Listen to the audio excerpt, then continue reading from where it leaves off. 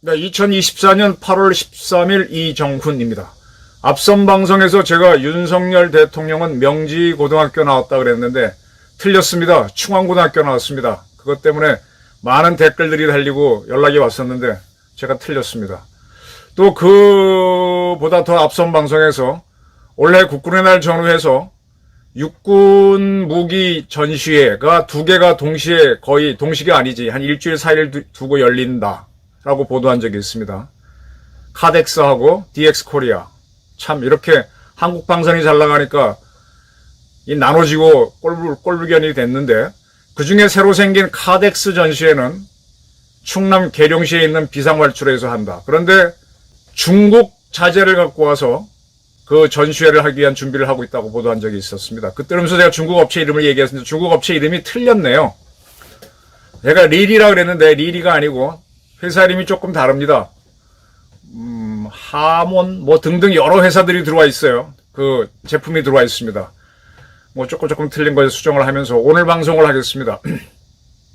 제가 앞선 방송에서 광복이란 이름으로 대한민국 건국을 축하하는 건 난센스다 라고 설명을 드렸습니다. 광복은 잃어버린 땅을 되찾거나 없어진 나라를 다시 세우는 겁니다.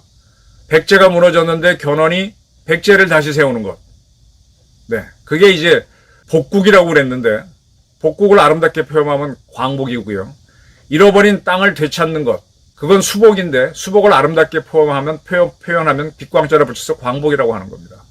지금 우리는 1910년 대한제국이 멸망하면서 일본에 병합됐죠. 그리고 48년 새로운 나라를 세웠습니다. 이 48년에 세운 나라가 대한제국을 다시 세우는 것, 즉 후 대한제국이었으면 광복이 맞습니다. 근데 아니죠. 전혀 다른 공화국의 대한이라는 국호는 그대로 썼지만 전혀 다른 나라죠. 이걸 광복으로 축하하는 거는 말이 안 됩니다. 새로운 나라니까 건국으로 가야 됩니다. 라고 설명을 드렸습니다. 오늘은 어떤 얘기를 하는가 하면은 국가유공자라고 모든 거 다 해먹느냐. 방글라데시를 봐라. 이종찬의 오만에 대해서 이야기하고자 합니다. 지금까지 나온 보도를 종합하면은 독립기념관장에 김영석 교수를 임명한 거를 놓고 이종찬 광복회가 발끈하고 있습니다. 전후 과정을 보게 되면은 김진 씨죠. 근데 김진 씨의 할아버지가 김구 상해 임시정부 주석이었습니다.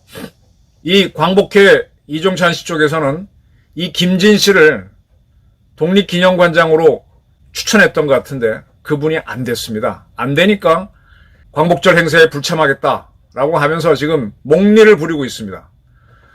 결론부터 간단히 말씀드릴게요. 김진 씨가 안 된 이유가 몇 가지가 있습니다. 근데 하나만 말씀드릴게요. 김진 씨는 참 김구 선생의 손자라는 이유로 많은 우대를 받았죠. 그의 아버지 김신 씨도 교통부 장관인가 장관을 했었고 또 그의 아들인 김진 씨는 노무현 정부에서 주택공사 사장을 했습니다. 주공사장을 했습니다. 그런데 그는 이 주택공사 사장을 할 때 자기 사무실에 양심건국이라는 글을 붙여놓을 만큼 백범선생의 휘호죠.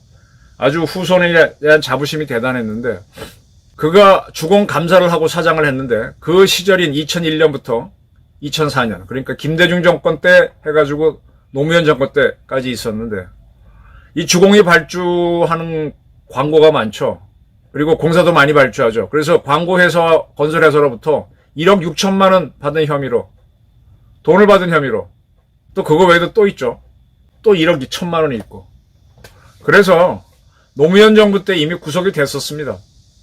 김구 선생의 손자라는 건 좋은데 이런 사람을 독립기념관장에 앉혀야 될까요? 또 김양 씨라고 있습니다. 역시 김구 선생의 손자죠.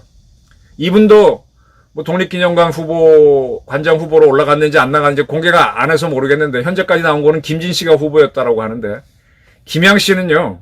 박근혜 정부 때 우리 해군에 쓰는 헬기 중에 와일드캣이라고 있어요. 링스 헬기가 있는데 그걸 있는 게 그 다음 게 이제 와일드캣을 들여왔는데 유럽의 아우구스타 웨스틀랜드 제품이죠. 이걸 들어오려는 과정에서 개입해가지고 구속이 됐었습니다. 이 김양 씨는 이명박 정부에서, 아까 김진 씨는 김대중 노무현 정부에서 주공사장 감사를 했는데, 김양 씨는 이명박 정부에서 보훈처장을 했습니다. 근데 무기 업체들하고 그전부터 관례가 있었는데, 그러다가 박근혜 정부 때 해상작전 헬기 도입 비리에 연루돼서 문제가 됐었죠. 김구의 두 손자가 이랬습니다. 저는 독립기념관장에 법적인 문제가 있는 사람이 취임하는 건 옳지 않다고 봐요. 자, 그리고 제가 오늘 드릴 말씀은 이겁니다. 지금 방글라데시를 한번 보셔야 됩니다. 방글라데시 아무 관심도 없죠. 지금 방글라데시가 혁명이 일어났습니다. 뭐냐? 총리가 도망쳤어요. 의원내각제 국가인데 총리가 인도로 도망쳤어요. 왜? 민중혁명이 일어났으니까. 왜 일어났느냐? 간단하게 설명하면은 국가 유공자를 국가 공무원 뽑을 때 무조건 30% 뽑아라! 라는 결정을 내리니까 방글라데시의 대학생을 중심으로 한 젊은이들이 그게 말이 안 된다 하면서 데모를 일으켜서 총리가 도망쳤습니다. 조금 더 설명드리면은 이 도망친 방글라데시의 총리는 하시나입니다. 여성입니다. 그동안 4번 연임했나? 굉장히 오래 집권해 갔어요. 근데 하시나의 아버지가 1972년, 저는 기억합니다. 어릴 때이긴 하지만, 그때 인도가 있고요. 지금 파키스탄이 있지 않습니까? 파키스탄은 인도에서 보게 되면 서쪽에 있고, 또 동쪽에 방글라데시가 있는데, 그때는 방글라데시도 파키스탄이었어요. 그래서 파키스탄은 나라가 둘로 쪼개져 있었어요. 그래서 서파키스탄, 동파키스탄. 동파키스탄이 방글라데시였죠. 파키스탄의 중심은 서파키스탄, 지금 그쪽에 있었습니다. 근데 그때 이제 인도가 좀 개입하고 하고, 이 동파키스탄이 자기네들은 대접을 못 받는다 불만이 있어갖고, 독립국가를 세우겠다라고 하는 걸 인도가 도와줘서 72년도에 방글라데시가 파키스탄으로부터 독립합니다. 그래서 동파키스탄이 방글라데시라는 나라가 됐어요. 그거를 주도했던 사람이 이 총리의 아버지입니다. 그래서 그가 방글라데시의 대통령이 됐죠. 그리고 이제 방글라데시는 멀리 떨어진 파키스탄에 병합돼 있던 게 억울했고 독립한 게 좋았기 때문에 공무원을 뽑으면서 이 독립전쟁에서 희생된 사람들을 고용하라. 그런 결정을 내렸었습니다. 국가를 세우는데 큰 공헌을 세운 사람들은 우대해 줘야죠. 그건 틀림없습니다. 그래서 국가 공무원의 80%를 72년도 방글라데시 독립전쟁에 참여한 사람들에게 할당하라라고 해서 그렇게 갔습니다. 이런 거를 한마디로 우리 역사관으로 얘기하면 훈구파라 그러죠. 조선이 이성계가 조선을 세울 때 협조한 세력들을 통칭 훈구파라 그러죠. 훈구파들이 다 자기네끼리 자리를 해먹습니다. 과거제도라는 게 있지만 뭐 어떻게 되는지 다 해먹어요. 그 사람들이 이 한양 일대에 살면서 다 해먹죠. 그러다가 지방에서 이 어렵게 이상하게 지방 애들은 잘 못 붙어. 근데 그런 애들이 붙어서 들어오죠. 들어오면서 니네끼리 다 해먹는 거 안 된다라고 하면서 티격태격 싸우면서 조선의 사화가 시작되죠. 그때 올라온 주로 영남에서 많이 올라왔죠. 그 과거 붙은 선비들을 살인파라 그러죠. 살인파하고 훈구파하고 싸우면서 몇 번 사화를 겪다가 훈구파가 무너지면서 이제 그 무너지는 것도 하나의 혁명 과정이죠. 방글라데시도 이 훈구파들이 공무원을 다 해먹은 거예요. 근데 이제 방글라데시가 못 살다가 지금 방글라데시는요, 지금 경제가 매우 좋습니다. 우리 박정희 시절로 보시면 돼요. 우리 박정희 대통령 때 연평균 한 10%, 전두환 때는 11%, 전두환 때가 오히려 더 성장률이 높았죠. 지금 방글라데시는 연평균 6% 성장하면서 인구가 굉장히 많기 때문에 세계 GDP로는 한 30몇 위 국가가 됩니다. 경제는 굉장히 좋은 것 같은데 이게 부가 있는 자들한테 쏠리고 없는 사람한테는 덜 가고 경제는 좋아졌는데 그 효과가 아직 기층민중한테는 안 가는 것 같아요. 그리고 젊은이들의 실업률이 매우 높아요. 젊은이들이 직장을 못 가진단 말입니다. 얘네들은 먹고 살아야 되고 뭔가 하고 싶어 하는데 못 가집니다.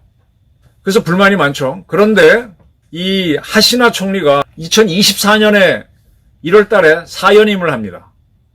그리고 그때 이거 할 때 이미 72년도에 독립운동 해갖고 그때 유공자들 벌써 50년이 지났는데 계속 그 사람들한테 일자리 주고 똑똑한 우리는 못 가는 공무원 못 되는 건 문제다. 이런 불만이 많았습니다. 그래서 이 하시나가 여자 총리가 사연임 도전할 때는 그렇게 하지 않겠다, 줄이겠다라고 했습니다. 그리고 본인이 당선됐어요. 그리고 난 다음에 올해 6월달 이 문제를 다루는 재판이 열렸는데 고등법원에서 열렸습니다.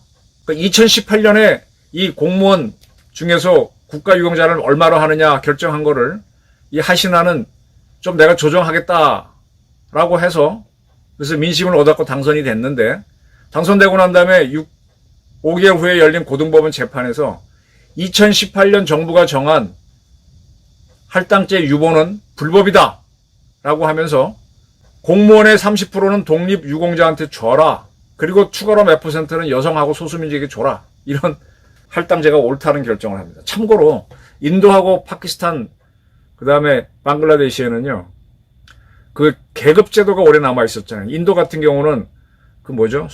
브라만, 수드라 뭐 그런 계급이 있었잖아요. 그걸 이제 간디가 집권하면서 계급제를 철폐했지 않습니까? 그래서 인도 같은 경우는 천민이 그 불가촉 천민을 뭐라 그러지? 인도의 천민? 인도 대통령은 항상 천민 출신이 됩니다. 상징적으로. 실권은 없으니까. 그런 것 때문에 공무원 중에 일부를 이 천민, 지금 계급 없어졌지만, 신분제가 없어졌지만 뽑습니다. 소수민족 여성한테 분배하는 제도는 있는데 그와 별도로 72년 독립전쟁의 유공자를 후손이 문제입니다. 이제 50년 지났으니 많이 돌아가셨죠. 후손들을 공무원으로 뽑아라는 결정은 유지해야 된다라고 고등법원이 판결을 해요. 이것 때문에 이제 거기도 이제 서울대학이 있겠죠. 이게 뭐냐. 방글라데시 수도가 다카인가? 저도 잘 모르겠네요. 대학생들이 처음에 불만을 품어요. 야, 우리 공부해갖고 기술 배워갖고 나오려고 하는데 왜 독립유공자 자식이라고 다 공무원 되면 우리는 어떡하냐. 이게 불만이 나오는 거죠. 아주 누적된 불만입니다. 그래서 7월 1일부터 이제 시위가 설렁설렁 시작이 돼요. 그러다가 7월 16일 날 점점 시위가 커집니다. 그래서 이제 군경이 나와서 뭐 맞고 하는데 그날 한 학생이 군경이 쏜 총을 맞고 죽습니다. 7월 16일입니다. 그걸 지금 핸드폰은 다 찍죠. 그게 퍼지기 시작하면서 데모가 왕 커진 겁니다. 그 죽은 대학생은 아부 사예드. 경찰이 15m 앞에서 총을 쐈는데 사망했고 그 동영상이 퍼지자 결국은 정권 퇴진 운동이 시작됐습니다. 본격화됐습니다. 이 시위가 얼마나 커졌는지 그래서 토탈 한 150명 정도가 죽거나 다쳤다 그래요. 한 200명의 사상자가 나왔다고 하는데 현재까지. 더 넘은지도 모르겠습니다. 그러니까 방글라데시가 막 혼란에 빠지니까 7월 20일 날 대법원에서 이제 다시 최종심을 하죠. 이거를 5%로 줄여라. 국가유공자 후손을 공무원으로 뽑는 걸 5%로 줄이고 나머지 2%는 여성하고 소수민족에게 할당해라. 라고 판결을 내렸습니다. 우리나라 법원도 참 정치적이지만 방글라데시 법원도 더하죠. 고등법원이 30% 뽑아주라고 한 거를 5%로 대법원이 놀래서 줄였어요. 기각을 하면 될 텐데 이런 결정을 내는데 우리랑 뭐가 다르니까 왜 다른지는 모르겠는데 하여간 이런 결정을 내렸습니다만은 에도 불구하고 시위가 점점 커져갖고 8월 1일인가 2일 날 이 총리가 도망쳤어요. 그래서 지금 임시정부를 만들고 있는데 8월 10일 엊그저께죠. 이 대법원장하고 대법관 5명이 사임했습니다. 지금 법원에 대한 불만이 어마어마합니다. 우리 대한민국 사법부 엉터리란 거 아시죠? 그리고 그 전인 8월 6일에는요. 총리가 도망가니까 의회를 해산해버렸어요. 그러니까 총리 도망치고 의회 해산하고 대법원장 대법관들 사표내고 그 전에 대법원장이 고등법원 대법원 판사회의를 열고 난리를 치다가 그때 이미 시위대가 물러나라 그러니까 대법원장이 물러난 겁니다. 저렇게 엉망진창이 됐습니다. 제가 이 얘기를 왜 드리는가 하면 우리나라도 국가유공자 제도가 있죠. 우리나라 국가유공자 제도를 설명드리면은 국가유정자에 해당되는 사람은 순국선열, 이미 돌아가시는 우리 애국자들 많죠. 그 다음에 애국지사, 전몰군경, 전상군경, 전몰은 돌아가신 분이고 전상은 싸우다가 다친 분, 순직군경, 공상군경, 무공수훈자, 보국수훈자, 6.25 전쟁에 참여한 제1교포 대학생들이 있죠. 제1학도 의용군, 그 다음에 참전유공자, 4.19 혁명 사망자, 상이자, 공로자, 순직공무원, 공상공무원, 국가사회발전 특별공로 순직자, 국가사회발전 특별공로 상위자, 국가사회발전 특별공로자는 국가유공자로 보고 혜택을 줍니다. 제가 40년도 전에 학교 다닐 때 원호 대상자라고 했어요. 저는 그걸 잘 몰랐는데 이 중에 원호 대상자 손 들어봐 그러면 몇 사람이 손을 듭니다. 그러면 걔네들은 뭔가 혜택을 주는데 뭐 저는 아무 관심도 없었어요. 근데 그 친구들이 학교를 가거나 취직을 할 때 더 가산점이 있다는 건 사회생활 한참 하고 나서야 알았죠. 그러니까 뭐 아버지가 군인이었는데 뭐 그런 것만 알았는데 국가유공자라는 걸 몰랐습니다. 우리도 그런 제도가 있었다는 겁니다. 바로 이런 사람들이 모인 단체가 광복회인데 그 사람들이 자기네 이익만 계속 주장하게 되면 방글라데시 꼴이 난다는 겁니다. 또 하나 얘기하고 싶은 게 국가유공자는 아닌데 비슷한 유공자가 있어요. 가장 대표적인 게 보훈보상대상자, 과학기술 유공자, 특수임무 유공자. 특수임무 유공자는 북파공작원들, HID, UDU 이렇게 보시면 되고 의사상자 등이 있고요. 가장 큰 문제는 5.18 민주유공자입니다. 이 5.18 광주 민주유공자들에 대한 가산점, 이거 민주유공자 선정은 광주에서 하죠. 국가가 하는 게 아니라. 유공자가 되면은 취직에 도움이 되고 뭐에 도움이 되고 해서 이 사람들이 다 해먹는다는 불만이 굉장히 많았습니다. 그리고 도대체 유공자 선정을 어떻게 하느냐. 인후보증, 너 했어 하고 서로 맞보증 해주면 되는 식으로 되는 거 아니냐. 이런 비난이 굉장히 많았죠. 그래서 광주에서도 5.18 유공자에 대해서는 불만이 많습니다. 왜? 열심히 공부해서 공무원 되려고 했더니 유공자한테 가산점 밀려갖고 안 되는 사람들이 많잖아요. 이 유공자들이 유공이 있다 그래서 다 해먹는다. 지금 광복회는 자기네들은 그 후손들이죠. 지금 이종찬 씨도 독립운동했던 사람 아니잖아요. 자기 손조가 했던 거잖아요. 그래서 광복회장까지 된 건데 그 유족연금도 있을 거고 그거 가지고 뭘 해라 내 거 내놔라 이렇게 가면은 방글라 꼴이 난다 이겁니다. 아니 독립기념관장을 하는데 왜 광복회장이 감나라 배나라 그래? 지가 뭔데? 더군다나 그 사람은 다 손자 둘 다 구속된 전력이 있는데 그것도 지저분한 비리로 그래놓고 지금 와서는 뭐 우리나라 독립운동을 천대한다고 참여를 안 하고 따로 하겠다고? 이거 방글라데시에서 쫓겨난 대법원장 총리 이거랑 비슷한 거 아닙니까? 지금 이종찬 씨는요. 이종찬 씨 아들이 제가 이름은 얘기 안 했지만 연대 로스쿨 교수라고 그랬지 않습니까? 이종찬 씨 아들이 윤석열 대통령하고 친한 친구였잖아요. 서울법대도 같이 다녔고. 이종찬 씨가 윤 대통령을 많이 비난하는데 이 연대 교수의 부인이 누굽니까? 지금 차관급 청장으로 모 부서에 있잖아요. 의사 출신이시고. 그래서 이 연대 로스쿨 교수는 나는 공직에 안 가겠다라는 얘기 했는지도 몰라요. 물론 이 교수의 부인이 정보기관에 오래 근무해 왔으니까 청장이 될 자격은 있겠죠.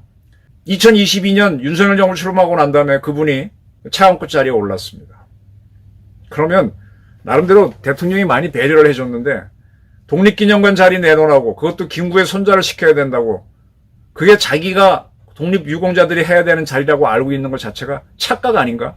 방글라데시 총리 수준밖에 안 되는 거 아닌가? 광주 유공자랑 뭐가 다른가? 그리고 광주 유공자 너무 많이 혜택을 주면은 분명히 저거는 밀란이 일어납니다. 또 밀란이 일어나야 되고. 아니 이게 조선도 훈구파가 다 해먹다가 사화가 겪으면서 망하는 길로 가는 거잖아요. 국가를 세운 거는 명예를 주고 또 그분들 자손들이 살 수 있도록 도와는 주되 어느 선까지 해야지 그 평생 할 수는 없지 않습니까? 명예만 줘야지. 근데 그거 갖고 자리 다 해먹겠다 그러면 누가 그걸 인정을 해요?